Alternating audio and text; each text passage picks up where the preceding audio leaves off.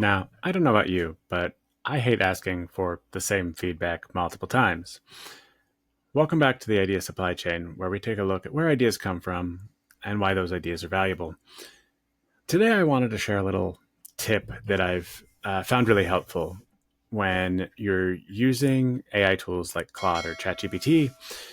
One of the things you can really do is get feedback one time and leverage it an infinite number of times.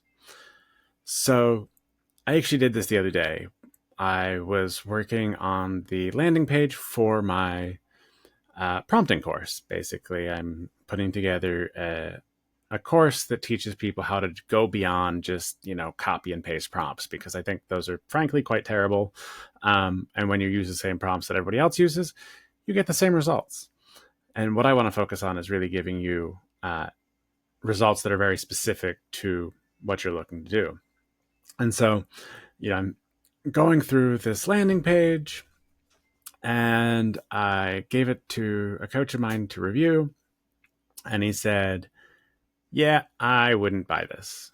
And he's like, "I wouldn't buy this because you're not really speaking to anybody specifically. You're kind of vague in what the benefits are. You're not really making it real for me." And so I said, "Okay, great." I'd been thinking about who I could make the course for. And one of the things that came to mind was the Upwork article that I talked about last week in a different video, where it said like 77% of people um, were getting more work because of AI, not less. And like 49% of employees were saying they had no idea how to use AI to uh, get the like output that their bosses were expecting. And so I said, okay, that sounds like a really good target audience. So I'm going to shoot for that. And so I took his feedback, um, and I went into Claude and I said, okay, here's what I've got for the landing page currently. Rewrite it to, be for this specific audience. And Claude did. And so within 30 seconds of getting that feedback, I was able to take it into Claude, get a new output, and bring it back. And so I sent him a message again. I said, "Hey, what do you think of this?"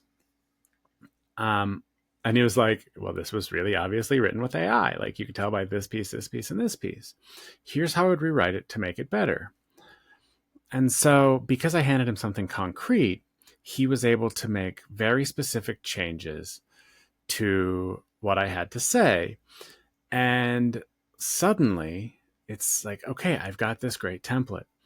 But here's the real trick. So I was able to make the feedback loop faster, right? I'm getting feedback, I'm implementing it immediately, I'm sending it back, getting more feedback immediately. Okay, great. Now I've got something worthwhile. Now the trick is, okay, now that I've got that feedback and I know what I'm looking for, I actually pasted both the original version that Claude had written and the feedback, and I said, rewrite this to include this feedback. But then the real trick is I said, now make a style guide for me to make sure that I can incorporate that feedback at any point in time. And so suddenly I've got this style guide, right? And now I can go into Claude projects and add this style guide as a piece of content. So now I've got a project set up that is specifically for generating copy. And it's going to use kind of this structure to generate more effective copy. And the funny story about this is my coach is actually launching a course, and he kind of wrote this long tweet introducing the first video of it that he just threw on Twitter. And he's like, "Yeah, this wasn't very good." And so I was like, like, I wonder if I can rewrite it using his own feedback for him. And so I did that. And he's like, "That's better, but I think it's still missing the point completely. I want to do something smaller." And then so I ended up just taking it and saying, okay, well, turn this into like 3 sentences.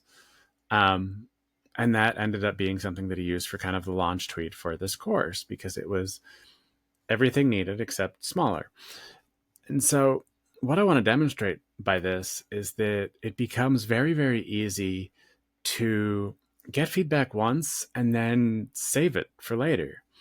And by using Claude Project specifically, I really like doing this as a way to kind of almost like segmenting out different employees. So now I've got kind of this copywriter.